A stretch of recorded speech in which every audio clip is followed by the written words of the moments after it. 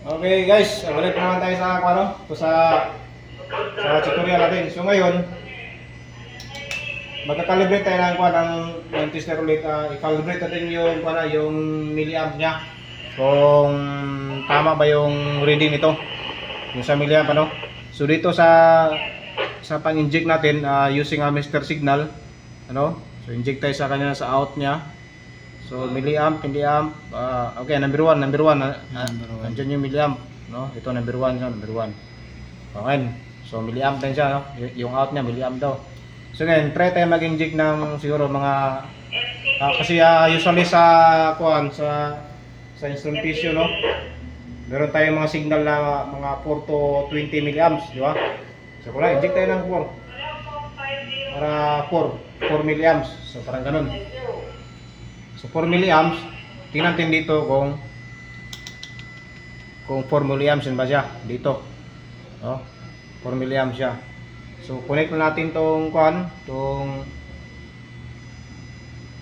yung red yan. Black. Sa output niya ito siya. Nasa tester natin, no.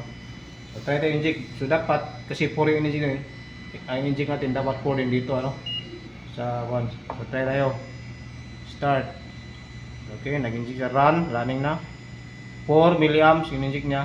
Dito 3.99 or 4. Okay, so 4. So ibig sabihin, calibrated yung tester na to, no? So tama yung reading niya. Saka ibig sabihin din talagang masan to si Mr. Signal. Parang tama din yung kasi pareha sa reading ni Fluke eh. Yung in-inject ni na 4 milliamp dito din 20. Ilagay natin sa 20. Kasi yung masignal natin mga nasa 4 to 20 milliamp tayo kadalasan 20. Ito.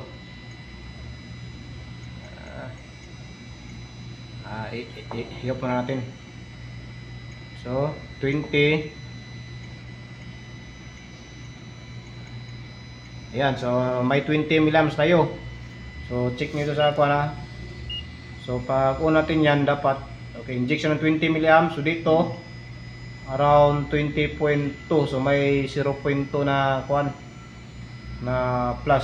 At least medyo malapit sa parang close to reality yung calibration na. So 20 milliamps dito 20.03 o sometimes nag-02 siya. So, ibig sabihin yung tester natin ay calibrated siya. So kampante tayo na kapag nagtitest tayo sa mga ginagawa natin, kampante tayo sa tester natin kasi yun ang pinaka-importante.